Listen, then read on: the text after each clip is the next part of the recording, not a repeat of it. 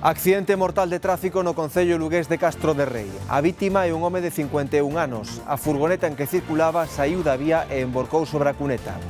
Sucedeu de madrugada nunha pista rural preto da Nacional 640. Ata o lugar desprazáronse a Garda Civil e unha ambulancia medicalizada. Malia os esforzos dos sanitarios, xa non se puido facer nada por salvarlle a vida.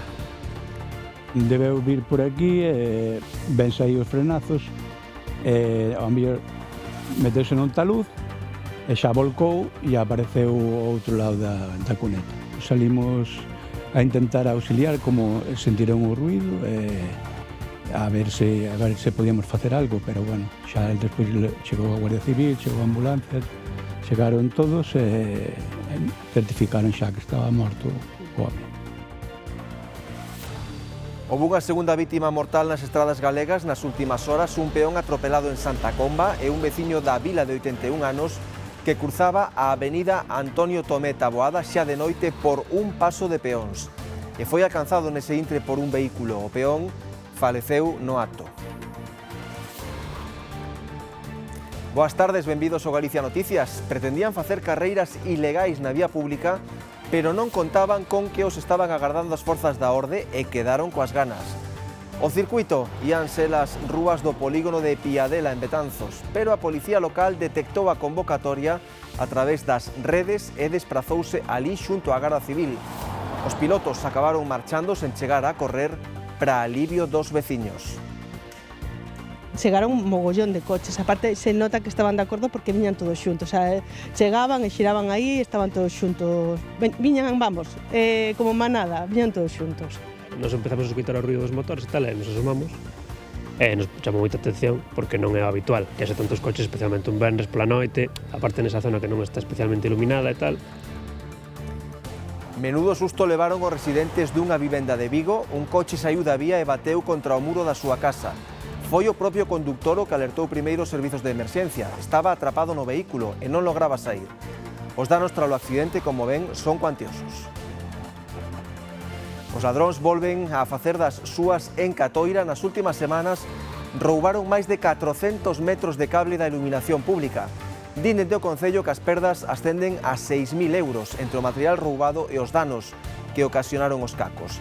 Xa hai unha denuncia ante a Garda Civil que está a investigar se se trata dun roubo, dun simple acto de vandalismo ou mesmo dunha sabotaxe. En apenas 16 días, pois, detectamos estas dúas sustraccións, de cable do alumiamento público, unha onde estamos aquí, que é no Arón, no cruceiro do Arón, e que afecta a un tramo de máis de 200 metros, co prexuízo que lle ocasiona isto ao Concello. E o outro foi o pasado venres, pois nun tramo en Freixeiro, en Abalo. Tamén, polo mesmo, idénticas maneiras, cortan o cable, por tanto, deixan sen alumeado anacos importantes.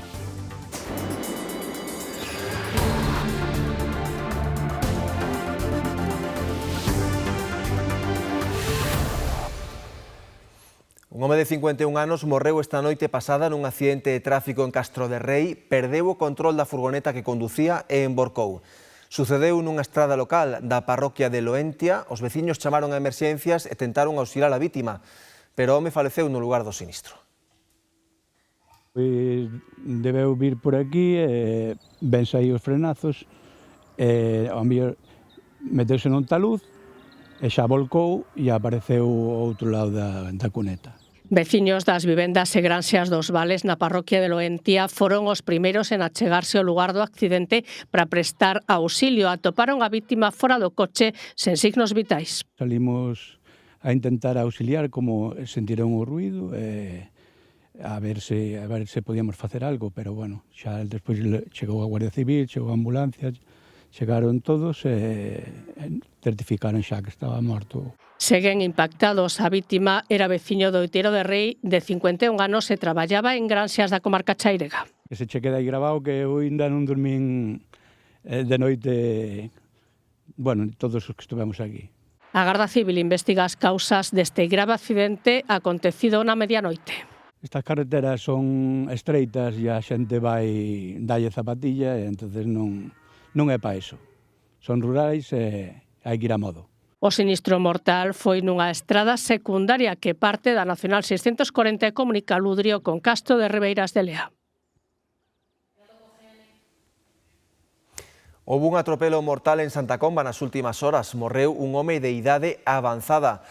Nuria, que se sabe das circunstancias deste accidente de tráfico?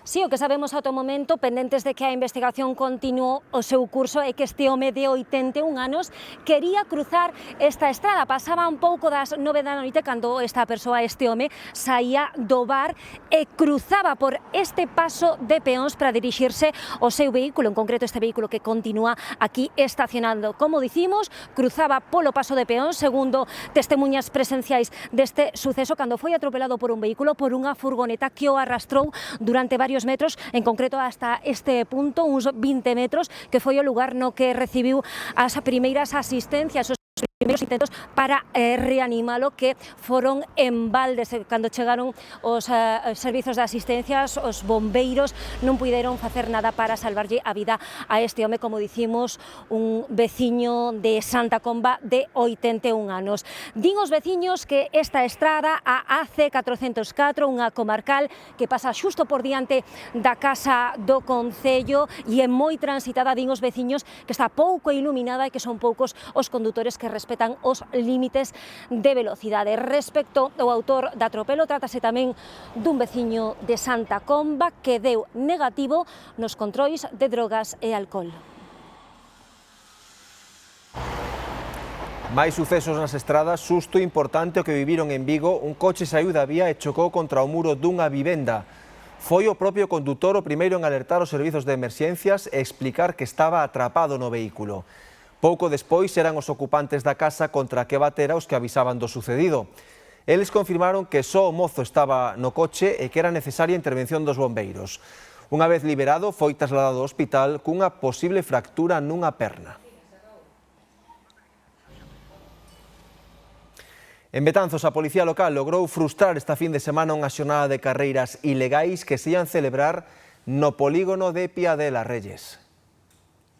Sí, contra as 11 da noite do venres pasado, aquí neste polígono de Piadela deronse cita máis de medio cento de vehículos para participar supostamente nunha carreira ilegal. Porén, a Policía Local de Betanzos soubo desta convocatoria a través das redes sociais e organizou un operativo preventivo en colaboración coa Garda Civil, que foi o que finalmente frustrou dita competición. Un grupo de algo máis de medio cento de condutores pretendía converter as rúas deste polígono de Piadela nun circuito improvisado. A partir das 11 empezaron a aparecer coches, nos empezamos a escoitar o ruido dos motores e tal, e nos asomamos. E nos chamou moita atención porque non é habitual que haxe tantos coches, especialmente un venres pola noite, aparte nesa zona que non está especialmente iluminada. Empezaron a aparecer coches por aquí, todo por esa calle, pero como había como 200 personas, non sei cantos coches, pero moitísima xente a mirar. Chegaron un mogollón de coches, aparte se nota que estaban de acordo porque viñan todos xuntos, chegaban e xiraban aí, estaban todos xuntos, viñan, vamos, como manada, viñan todos xuntos. Os condutores viñan dispostos a correr e polo que din os veciños ían ter público, pero co que non contaban era con que a policía soubese polas redes sociais da convocatoria e menos aínda co operativo de vixilancia que montaron canda a Garda Civil. E as 5 ou 6 coches que xiraban todos xuntos, daquela, pois está claro que quedaran aquí por algún motivo. O pouco rato, como ás 12 ou así, un poquinho antes, empezou a aparecer xa a policía local e a Guardia Civil. Xa se puxeron nos lados onde estaba a xente, para, supoño que para parar un pouco se había unha carreira. Aí xa pararon un pouco, pero bueno, o ruido sí que se mantivo, non moitísimo, non con moita frecuencia, pero eu metíme na cama e ata unha polo menos escoitaban os motores. Facían aí ruido porque estarían fardando dos coches. Ruido foi todo canto puideron facer porque, ao ver que os axentes permanecían na zona, tras algo máis de 2 horas de agarda, decidiron marchar e a suposta carreira ilegal non tivo lugar. Creo que sobre a 1 ou 2 de mañán xa se foron todos, pero estiveron facendo ruido ata polo menos a 1 seguro. A veciñanza pide controis nesta zona industrial para evitar este tipo de prácticas e que a zona sexa un risco grave para a seguridade viaria. Veciños de Ferrol levan máis de 3 meses co acceso ás súas vivendas comprometido por un burato de grandes dimensións na calzada. A rotura dunha tubaxe provocou un burato que está a causar graves prexuizos aos veciños da zona. Na rúa Camiño do Sarxento, no lugar de Catabois en Ferrol, os veciños están fartos. Son xa 3 meses e 13 días os que levan sufrindo a aparición deste burato por mor dunha rotura dunha tubaxe da auga e a solución non chega. Teñen ademais moito medo porque a tubaxe do gas quedou exposta e unha faísca podería causar unha traxedia. É un problema, o sea que voamos todos polo aire, eso seguro, vamos. Entón, levamos máis de 3 meses, levamos exactamente 3 meses e medio, cerca de 4 meses. E aquí solución non hai ninguna. Medo, claro que sí, es que es el problema que hay. Yo es que no descanso, no porque, a ver, no descanso con lo que hay, pero con la tubería que está ahí más, porque llega un momento que puede reventar. El otro día vino un señor aquí a medir, midió los muros, todo por ahí, yo preguntándole, a ver, ¿a qué viene? No lo sé. ¿Y entonces por qué mide? Pues no lo sé, a mí me mandaron, dijo. Pero vamos a ver, entonces usted a qué viene aquí, porque si usted dice que no viene a nada, ¿a qué viene? No lo sé, así. O propietario da vivenda afectada quere que lle arranxen o muro e todos os demais que se tape o burato canto antes. Exixen que se solucione unha situación que está a prolongarse demasiado no tempo e causando graves contratempos aos veciños. A ver, esto no puede, esta plancha estaba integrada al suelo total y mira cómo va levantada. O sea, que es una bomba. Los coches no pueden acceder. Mi marido tiene una amputación. Mi marido no puede salir a la calle cuando llueve, porque el taxi no nos llega a la puerta. Las ambulancias no te pueden venir. Aquí arriba tuvo que dar la ambulancia una vuelta por allá arriba. Esto es un trastorno para todos. Gente mayor, que ahí hay un supermercado. Es muy complicado. Yo trabajé en la construcción hace muchísimos años. Yo no veo que sea tan complicado hacer un muro. Es que no lo es. Lo que pasa es que uno se tira la pelota a otros, el otro no quiere, el otro dice que no sabe, el del Ayuntamiento de Obras decía, no, es que yo no sabía nada. ¿Cómo usted no sabe nada? O Concello de Ferrol asegura que as obras de reparación se acometerán a maior brevidade posible. O Concello de Catoira acaba de denunciar 2 roubos de cable da iluminación pública nas 2 últimas semanas. Son en total uns 400 metros que xa causaron un prexuizo de aproximadamente 6.000 euros. Ante esta situación, dende o Concello fan un chamamento aos veciños de que avisen se ven calquera tipo de movimento sospeitoso. En 2 semanas, 2 roubos en 2 lugares diferentes de Catoira, porén, lugares moi semellantes e o mesmo obxectivo, facerse co cable da iluminación pública. Detectamos estes 2 sustraccións, de cable do alumiamento público, unha onde estamos aquí, que no Arón, no cruceiro do Arón, e que afecta a un tramo de máis de 200 metros, co prexuízo que lle ocasiona isto ao Concello. E o outro foi o pasado venres, pois nun tramo en Freixeiro, en Abalo. Tamén, polo mesmo, idénticas maneiras, cortan o cable, e, polo tanto, deixan sen alumeado anacos importantes. E para vender o cobre, máis, non sei se é unha pura sabotaxe, o cal tamén sería grave. Os 2 sitios están cerca das casas, sen iluminación pública elles difícil moverse, tanto en coche como camiñando. É unha cousa que onde hai animales soltos e os coches nos ven, porque salen das pistas, salen dos camiños, e entón é cando ten o peligro. Si vas en coche ainda tal, pero a xente por aquí moitas veces móvese a pé e queda sin alumbrado. Cando queres ir por aí andando, afecta bastante. Desde o Concello informan que xa están traballando para repoñer a iluminación, un custo que, xunto co material subtraído, ascende aos 6.000 euros. Aproveitan tamén para facer un chamamento. Persoas do Concello, veciñas, que detecten algún movimento, algunha presenza de persoas e que non sexan traballadoras municipais e que vexan que están con algunha actividade sospeitosa, pois que se poñan en contacto con nós para tomar as medidas oportunas. Tamén puxeron denuncia ante a Garda Civil e pedíronlle que incremente a vixilancia.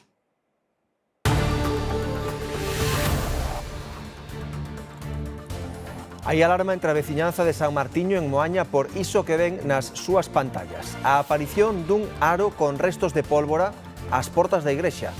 O círculo de lume provocou danos no templo e o caso xa está en mans da policía. Investígase se pode tratarse de algún tipo de ritual. En todo caso, vemos todos os detalles de seguida aquí, no Galicia Noticias.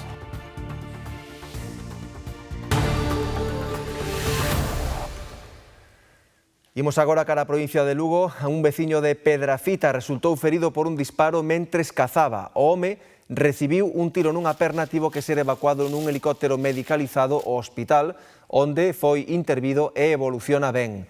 Ao parecer, o home recibiu o disparo ao irromper un xabaril na zona onde estaba a cuadrilla. Segundo o atestado policial, a bala deulle de rebote. Xa identificaron o autor do disparo, está investigado por unha imprudencia. O accidente ocorreu no lugar de Bustelo, no concello de Becerrea. Imos xa con ese extraño achado esta fin de semana en Moaña, a silueta dunha elipse na pedra cunha mecha dentro que, ademais de pintada, está gravada na propia pedra. O párroco xa o comunicou á Garda Civil, pero aínda non se puxo a denuncia formal. O que máis inqueda aos veciños é non saber se é un simple acto vandálico ou se ten algún que outro significado esotérico. O Templo de San Martiño en Moaña, unha xoia do románico do Morrazo, amenceu este sábado con este estrano símbolo ás portas. Estámonos o sábado, porque o viernes da noite non estaba. Ao salir da misa estaba limpio todo. Non é só un debuxo, a pedra está gravada e no interior do trazado hai restos de mecha e os lastros permanecen queimados. A acción xerou rabia e inquedanza entre a veciñanza. Isto pode ser pólvora ou non, pero ao mirar a mecha foi cando dixeron que é como unha película de vaqueros, cando explotan todo. En Galicia fanse que non se sabe o que fan. En outros sitios fanse isto, teño leído eu, e depois no medio poñen unha estrella de David, que aquí non a ten, pero non sei, serán rituales que algunha persona cree o que cree e fai as cousas así. Fai moi mal efecto diante da porta da iglesia central, non? Para mí, acerqueme, que era unha radial que cortar, e me dixas, non, que era unha pluma negra aí que pintaron eso, pero non sei máis nada, non todo máis informado. O crego xa mantivo unha conversa informal coa Garda Civil, pero a denuncia non está aínda formalmente presentada. Con todo, o párroco agarda que os axentes se acheguen entre hoxe e mañá para ver in situ os danos e investigar unha posible autoría. Vendrá que ver, de un parto grau a Civil tamén, van a pasar por aquí a Guardia Civil para ver que se pode facer. Pero non sei que se pode limpar eso, non sei. Non teño máis información. Xa puxeron a denuncia, xa notificaron? Sí, chamei a Guardia Civil ahora que xa pasan por aquí deles esta mañá ou un pasado. Aquí din que é unha zona moi tranquila, polo que non hai cámaras, nin tampouco especial seguridade. Problemas cos neumáticos, co sistema de iluminación ou coa emisión de gases son os defectos máis habituais que se detectan nas inspeccións técnicas de vehículos. A ITV é un trámite obrigatorio, pero hai unha porcentaxe importante que non cumpre con esta obrigatoriedade, a pesar de que moitas veces, grazas a esta inspección, os técnicos atopan fallos importantes que poden chegar a poñer en perigo a seguridade se non se corrixen a tempo. Todo suelto, sin marcha, sin freno. Vale. Ves a pantalla de aí, cos relojitos? Vale, pisa despaciño o freno, moi despacio hasta amarillo, vale, mantenemos aí constante. Quen máis, quen menos, estamos afeitos a esta serie de instruccións e a Inspección Técnica de Vehículos, a ITV, un trámite obrigatorio que debemos realizar unha vez que o vehículo novo cumpre os 4 anos de antigüidade. Levamos moitos anos en que os principais defectos que detectamos veñen relacionados cos neumáticos, co sistema de neumáticos, suspensión, no primeiro lugar xa leva varios anos, cos sistemas de alumeador e señalización, o sistema anticontaminación, o sistema de emisións contaminantes e en cuarto lugar, e tamén moi importante para a seguridade, elementos de freada que non están nas condicións adecuadas. Precisamente por algún destes fallos, o 23% dos vehículos foron rexeitados na súa primeira inspección ano pasado. En parte, o responsable é que a nosa comunidade ten un dos parques móviles máis avellentados de España. A porcentaxe de vehículos que pasan dos 10 anos de antigüidade cada vez é maior, e iso tamén repercute en un maior rexeitamento. Un modelo de vehículo que cada día está máis presente nestas inspeccións son os coches eléctricos e os híbridos, que tamén teñen a obriga de realizar este trámite. Os defectos que se lles detectan son os mesmos que supón o desgaste de calquer outro vehículo, pois eses neumáticos que se desgastan, ese sistema de freadas, as pastillas, esos discos. Nesta estación, situada no concello de Sada, hoxe a maior parte marchan satisfeitos para casa porque a inspección foi favorable e para eles supón unha garantía de seguridade. Que tiene años, pero ya me imaginé que iba a pasar. É necesario para que os vehículos se encontren en bo estado e a circulación nas carreteras sea boa. Que se tes un fallo, pois aquí dincho, entonces hai que mirar de reparalo para que un poida andar tranquilo no coche, non? E a familia. Aínda así, segundo os últimos datos recabados pola ITV, un 25% dos vehículos que circulan polas vías públicas non pasa a inspección obrigatoria. A marxe da sanción económica a que se enfrontan, debemos lembrar que circular cun coche en bo estado é a garantía máis importante de seguridade. En Galicia, os condutores perden, atención ao dato, cada ano 300.000 puntos por infraccións graves. Moitos condutores anótanse os cursos de sensibilización para recuperalos. Os profesionais das autoescolas que colaboran neste labor din que o máis difícil é lograr que os condutores cambien rutinas que xa teñen moi incorporadas. Bueno, pois quédanos por ver os delitos de tráfico, vale? Os condutores que perderon puntos por algunha infracción ao volante poden recuperar 4 nun curso de 10 horas. Os contidos inciden sobre todo na sensibilización e no sentido da responsabilidade, evidenciando as incongruencias cando nos poñemos ao volante. 80% dos condutores recoñecen facer uso do móvil conducindo. Porque a maioría dos condutores saben o que está ben e o que está mal. Pero isto tamén como fumar e outras cousas, é dicir, sabemos que é malo. Agora, facemos o posible para cambiálo? Non. Por iso, os cursos de recuperación fan fincapé sobre todo no que evidencian de maneira recorrente as propias estatísticas das sancións. Pero hai o top 5 das infraccións, que son o exceso de velocidade, o tema do alcohol, drogas, teléfono e cinto. E esas 5 levan 20 anos sendo as 5 primeiras. Das 5, a que gaña por moito é o exceso de velocidade, que é a causa do 80% das multas de tráfico en Galicia. A evidencia constata que non hai unha consciencia clara do problema. Tamén se fai moita incidencia no que é o tema da percepción do risco, porque aí é onde fallamos. Nós vemos as cousas dunha forma que non é a realidade, sobre todo por as rutinas e as costumes que vamos adquirindo ao largo do ano, que despois quitalas, pois é un problema. Para axudar a tomar consciencia e reverter esas rutinas, un dos contidos obrigatorios dos cursos de recuperación é asistir a sesións con vítimas de accidentes de tráfico. Con máis dun mes de atraso, os agricultores da comarca da Limia están en plena campaña de recolleita da pataca. O rendemento está a ser máis baixo do normal pola seca do verán. Cristina. Esta leira, por exemplo, debía dar uns 120.000 kilos, ten 3 hectáreas e o cálculo habitual é duns 40.000 kilos por hectárea, pero non contan con que chegue aos 100.000. As razóns, como dicías, por un lado, a seca que houve durante o verán, non caeu ningunha pinga en todo xullo e agosto, e por outro lado, tamén que a pataca está sen cumprir, porque acurtaron o ciclo, non se sementou ata finais do mes de xuño. A poeira que levantan as máquinas de apañar é un sinal do seca que está a terra. Os pataqueiros regan durante o verán, pero a seca foi tan grande e as temperaturas tan altas, por riba dos 35 graus, que non había auga que chegara. A auga que lle botábamos non daba abasto, porque tanta lle botabas de noite como de día, chamuscabas o sol e quedábase sin humedad. Como non choveu en todo o verán, pois retrasouse o ciclo da patata e non podemos empezar hasta fai uns días.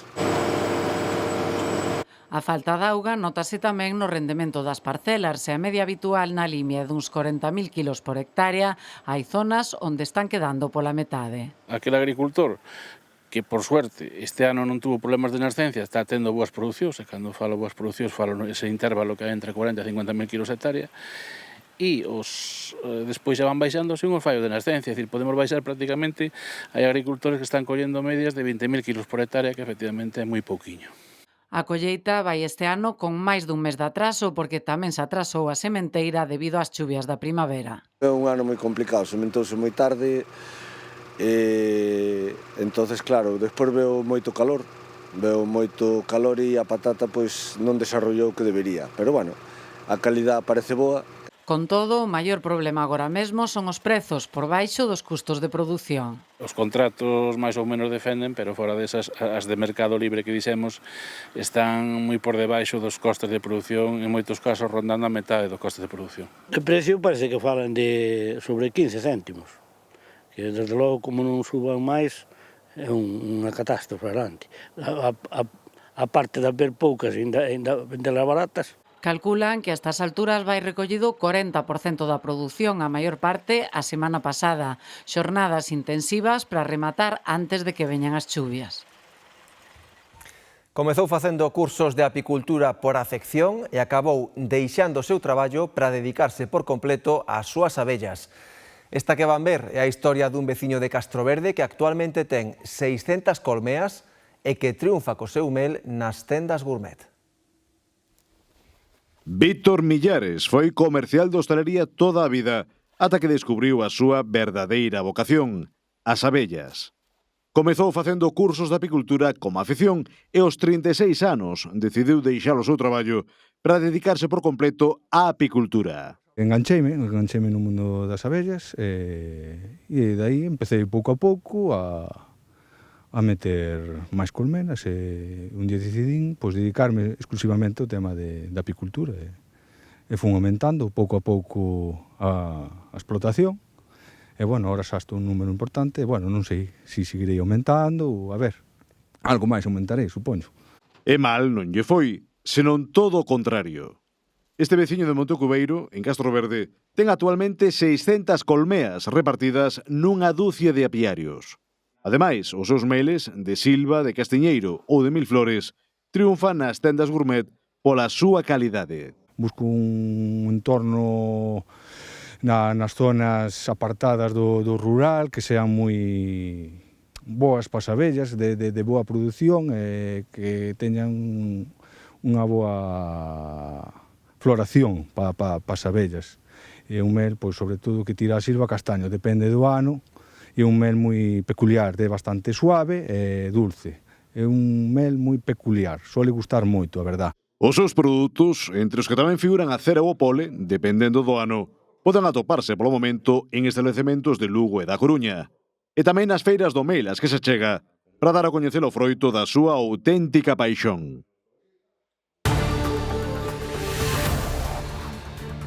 Hay caídas graves, es decir, viene la ambulancia, hay sangre, sí, claro, pero son gente mayor, nenos que están correndo e lógicamente cáense, non se fixan, es lógico, mucha gente, hemos visto a muchas persoas caerse.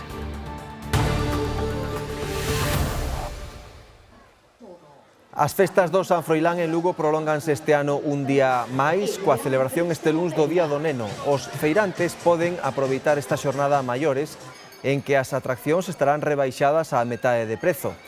É a edición máis longa da historia, porque as barracas xa abriron unha semana antes de que comezaran os festexos. As casetas do polvo estarán funcionando como sempre ata finais do mes. Será o broche final dunhas celebracións exitosas en que acompañou o tempo e houbo unha grande afluencia e participación. A que xa rematou foi a Festa do Marisco do Grove cos mellores datos de facturación dos seus 62 anos de historia. A recadación superou o 1.100.000 euros e os tíckets vendidos nos 10 días de celebración achegáronse aos 180.000.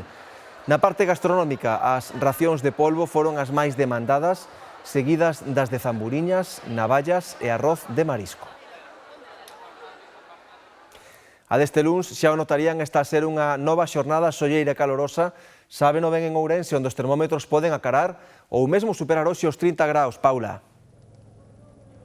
Efectivamente, Raúl, esa é a temperatura máxima que hai hoxe aquí en Ourense. Nestes momentos, iso sí, aínda estamos a 26, aínda que aperta o calor e subirán aínda os termómetros. Ademais, os ceos están completamente despexados hoxe aquí na cidade das Burgas, onde, por certo, levan xa varios días registrando esas temperaturas alrededor dos 30 grados e con estampas prácticamente de verán, a pesar de estar en pleno outono. De feito, esta fin de semana aquí en Ourense registrouse a segunda temperatura máis alta de todo o territorio español, con 30,8 graus e soamente superada pola cidade de Sevilla con 31,1.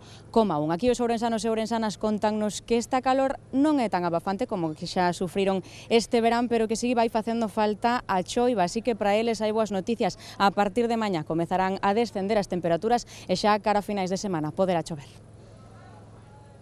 Hombre, non che digo nada.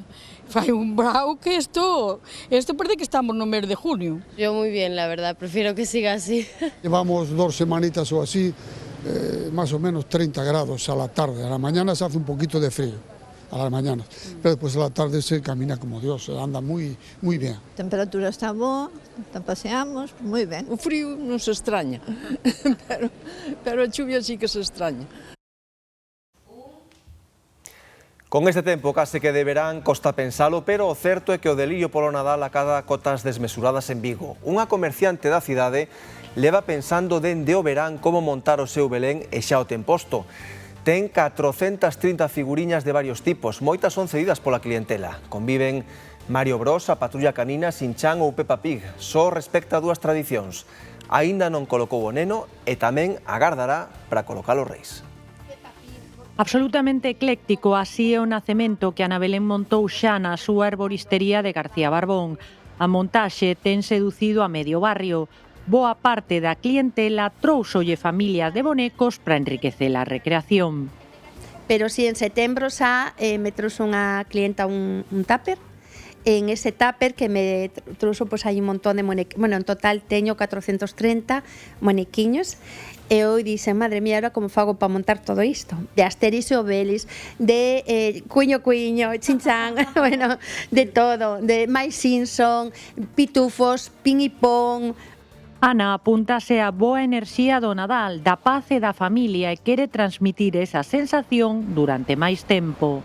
A Navidad para min, o Belén, representa o amor, a familia, pois todo o nacemento do neno, bueno, a esperanza da vida, o camiño da vida, non? Que ao fin e ao cabo estamos e non quedaremos aquí para sempre. Só respeta dúas tradicións, dous límites temporais. O neno Xesús e os Reis Magos deberán agardar a datas moi concretas.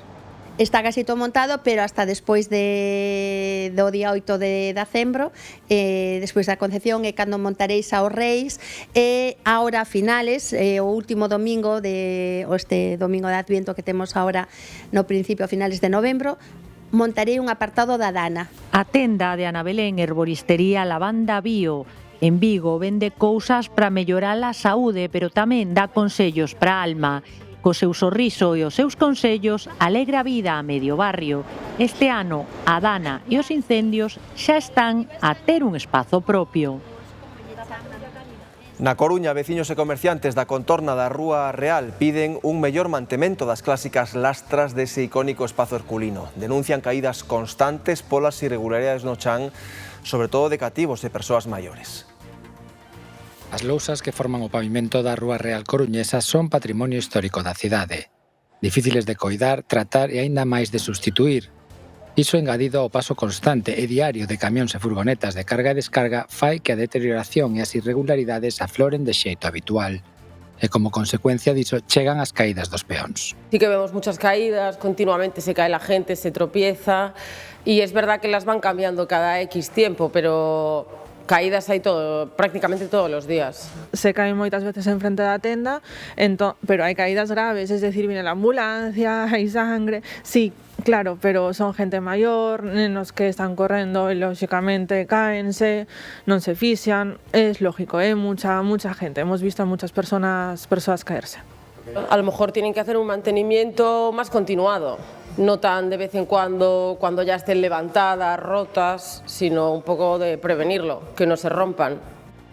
Iso é o que piden tamén dende a Asociación de Veciños, unha limitación para os vehículos máis pesados e actuacións preventivas máis regulares e non tan puntuais e ligadas a sucesos concretos. Nos, de feito, fixemos unha solicitude, unha proposta que foi pois que mensualmente houbera unha batida, xente especializada en este tipo de pavimento, pois que pasara a principios, a final de mes, que faga unha batida e que repare pois todo o que hai, non só pois puntualmente unha louseta, porque a veces veñen reparar unha e hai outras 4 estropeadas e quedan aí. Dende o Concello falan da imposibilidade de limitar aínda máis a carga e descarga, de peaxes normais que ocorren en todos os centros históricos de vilas e cidades e de ata 9 actuacións no que vai de ano de reparación en toda esta emblemática rúa comercial coruñesa. Esgotamos o noso tempo, pero sigan con nós que de seguido teñen máis información na Galega con Antía Araújo e o Telexornal Mediodía. Graciñas e moi boa tarde.